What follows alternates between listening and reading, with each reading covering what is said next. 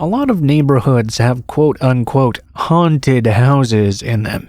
You know the exact kind I mean. Houses that are for some reason abandoned and boarded up for a long time. No one really seems to know why, so all the children just decide the house must be haunted or something. The older kids make up weird stories about it, just in order to scare their siblings and their friends. It's always just a bunch of bullcrap, but it becomes legend with the kids in the neighborhood. My neighborhood had something even better than that. You see, we had this old abandoned hospital. That's all I really knew about it, really. I knew it had been abandoned for a very long time. The kids in the neighborhood all claimed it was a mental hospital, but I never really verified that for sure. We had this little town legend about it, at least amongst us kids. So the story went that this was a mental hospital, but when they closed it down, the patients were released back into society. One of the patients, a man the kids called Lucky, not the cleverest nickname, but we're kids after all, considered the place to be his home and returned to living in it years afterward. Supposedly, this man lived in the basement and would try to kill anyone who ever entered his home. The kids in the neighborhood would always dare each other to break in and spend time in that old hospital. No one would ever actually do it, though. I'd been dared before myself. The closest I'd ever gotten was climbing over the gate. Once I was on the other side, though, I'm not too proud to admit I chickened out immediately and hopped back over. There was one kid in the neighborhood that did take the dare completely, so this story is not a first-hand account of what happened inside.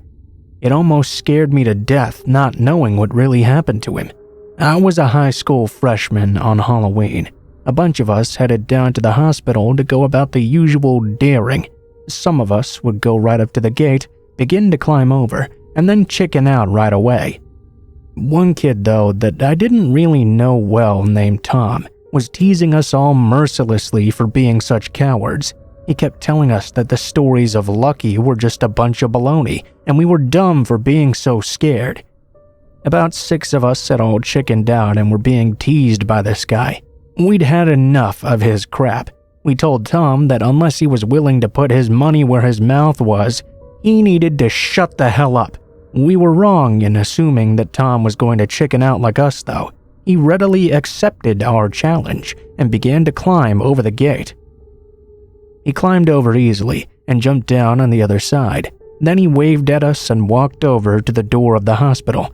He actually tried to open the door as well. That was more than any of us had ever done before. It didn't work, though. The door was locked. This actually gave Tom the chance to back out, but he didn't. After looking around for a bit, he found a large rock and used it to shatter one of the windows. We all got worried, of course. We thought the noise would attract somebody to the site, but that didn't happen. Tom broke the glass out of the basement window and then carefully lowered himself inside and out of sight. We were all pretty shocked at this point and a bit ashamed of ourselves as well. The shame that we felt, though, in no way compared to the paranoia that settled in on us as we waited for Tom to come back out. At first, we were just impressed he'd even gone in. Then, we were more impressed that he was staying in there for quite a while. That feeling of being impressed, though, began to fade into worry. Longer and longer, Tom still did not come back out of the hospital. It was bad enough when an hour had passed, even worse when 2 hours had passed, and absolutely dreadful when nearly 4 hours had passed by and not a single peep from Tom. It really began to bug us. We weren't sure why he hadn't come back out yet, but we were definitely speculating on it. Our first thought was that he was taking his time to try and scare us. The worst thought, and the one that became more and more realistic to us kids as time went on, was that Tom must have really come across Lucky, and he must have been unhappy to have someone invading his home. Tom's disappearance put us all in a bad place. We weren't supposed to be hanging out here. If he didn't come back, we were going to have to go to our parents or the police, and neither of those choices were going to be easy. When Tom still didn't emerge for 6 hours, we went directly to the police. Maybe we should have gone to our parents first in hindsight, because when the cops called our parents out of the blue, the situation got even worse. I got chewed out in front of all the cops and all the other parents as well. While the chewing out was quite bad, what happened when the cops went to the hospital to look for Tom was much worse. They searched the entirety of the property, the basement, the rooms, the hallways, everything. There was not a single trace of Tom or anybody else. The police figured he must have just exited the building somewhere else and left us waiting on the outside for him, although Tom still hadn't returned home yet. The police told his parents he was probably just playing out this prank, but Tom didn't return that night, nor did he return the next day. He didn't return the next week. Search parties looked for him throughout the town, but he wasn't there. The hospital was searched more than once, and nothing was found. No Tom, no Lucky, no indication other than the window that Tom broke that anybody had ever been there at all. Posters with Tom's picture were put up in the post office and in stores, but he never showed up. This happened in the 70s, and to this day I have no idea what happened that night. Tom was never found. The guilt I've felt throughout the years is pretty bad, but not nearly as bad as the wondering. I never saw Tom again. I don't know what happened to him when he went into that abandoned hospital.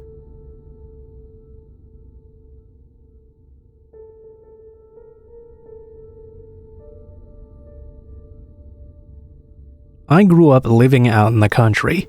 My parents had a house that was set in a hollow and surrounded by tons of hills and forests.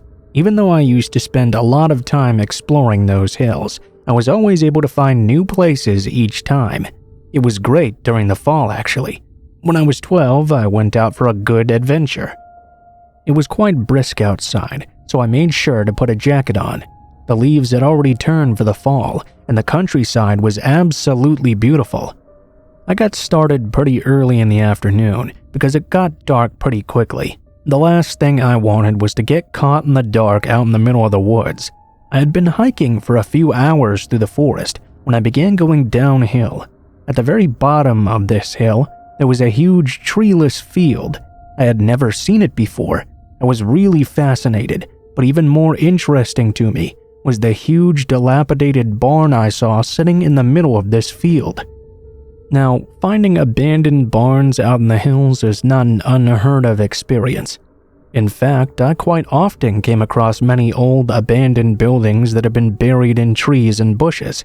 This was different though. This was enormous, easily the biggest barn I'd ever seen in my entire life. Very excited, I headed down towards it. I noticed that the sun had descended a bit in the sky, and I cursed at myself for not leaving the house earlier.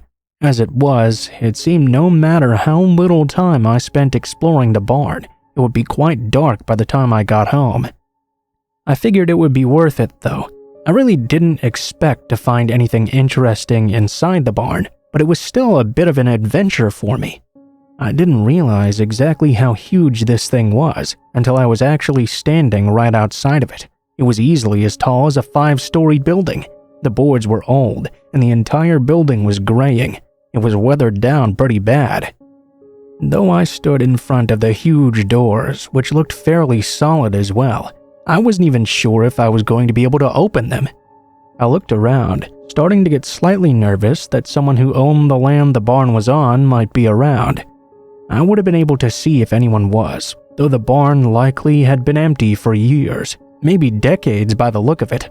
It seemed there wasn't much for me to be afraid of.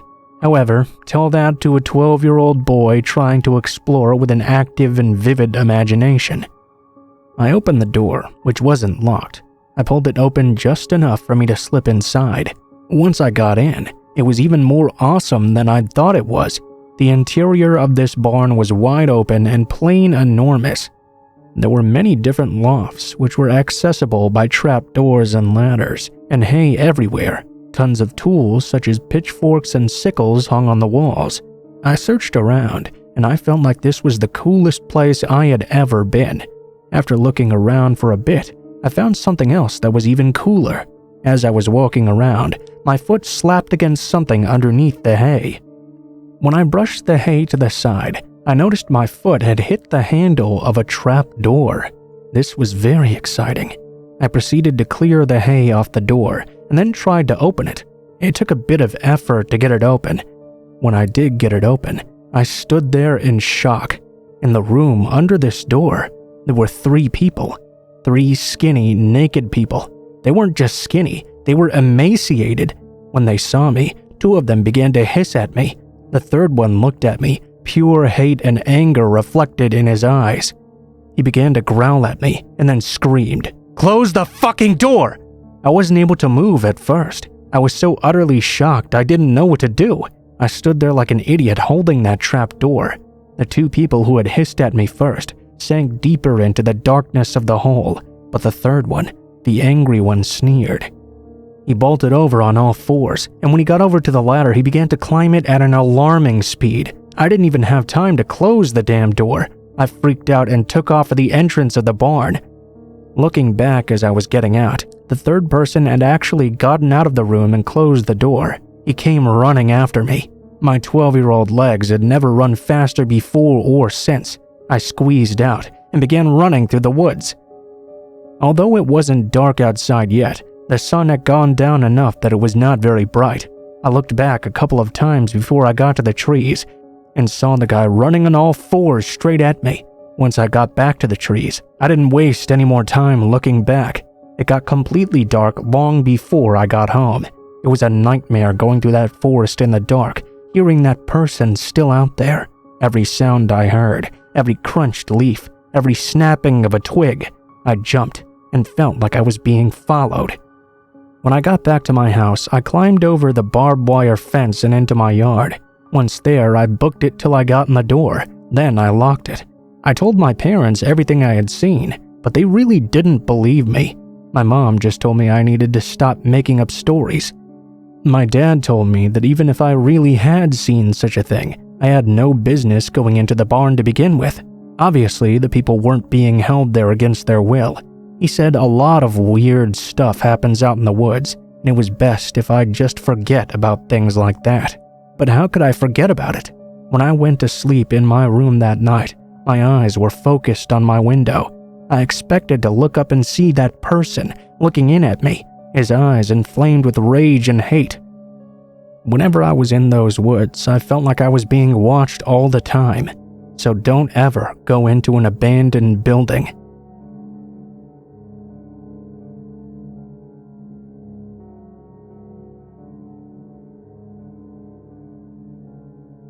There was an old abandoned cat shelter just outside of town.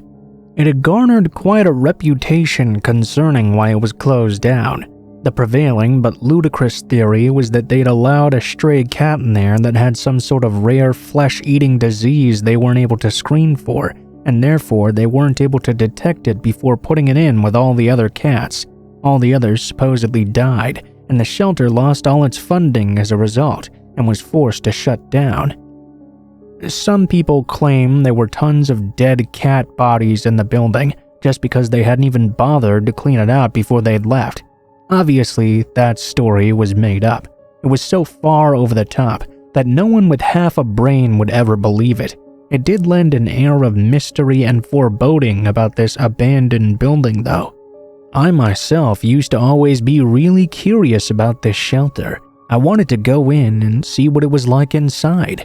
I knew it would probably just be boring, but I wouldn't know for sure unless I checked it out first. One night, I finally worked up the nerve to break into the building.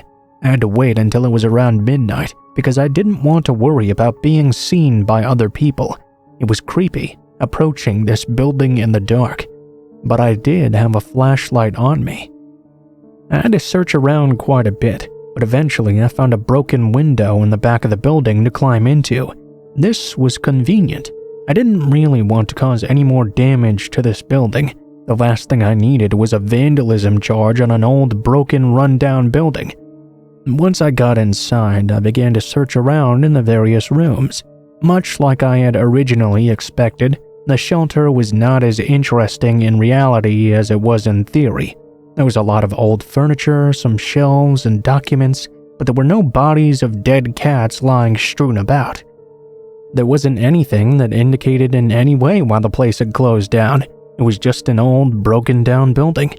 As I was exploring, though, I heard a noise coming from down the hallway. Looking down from that direction, I could see it was coming from a room that seemed to be a huge cat playroom. They had a big cat tree, and it was closed off by a screen. I was curious. Perhaps a cat or some other sort of animal had snuck in there. I wanted to check this out. I entered the area around the screen and shone my flashlight all over the area, not really seeing much of anything at first. I then saw something moving underneath the cat tree. I shone my light on it. It looked like a blanket with something moving under. I moved closer to the screen, figuring I was safe. Whatever I was looking at was way in the middle of the play area, but definitely something was moving. I kept looking at it, trying to figure out what was going on. It was then that I noticed the blanket being pulled slightly to the side and saw someone's eyes peeking out at me. He looked directly into the flashlight. He probably wasn't able to make out much about me, but as soon as he saw me, he pulled the blanket down and glared at me. "Stay away from my kitties. Leave my kitties alone!" He got up and threw the blanket to the side. The man ran up to the screen, causing me to step back and trip in shock. I fell right on my ass. The man pressed his face against the screen and began to chew on the mesh. He repeated, "Leave my kitties alone!" I could see him slobbering all over as he pressed his face up against it. It was then I noticed he was holding what looked like the dead body of an animal, which I assumed to be a cat. One hand was vigorously petting it as he yelled at me and gnashed at the screen. It was hard to tell what was going on, but I didn't want to wait around to find out. He didn't seem like he wanted to kill me or anything, but I didn't want to take the chance and find out what he did want to do. I jumped off my ass and took off running out the door. As I ran back to the window I had crawled into, I could hear the man yelling at me, telling me to leave his kittens alone. It was freaky. I heard the man's voice clearly behind me, even as I was crawling out through the window. After I got out, I could hear him screaming and crying and howling. I ran as far away from that place as I could. I suppose the experience wasn't life-alteringly scary, but it was pretty creepy in the moment when it happened. The man was obviously disturbed, and that was the worst part of it. It was nice to know that the animal shelter was simply an abandoned building. I figured the guy was a homeless man who moved in or something, but obviously he'd let the place get to him.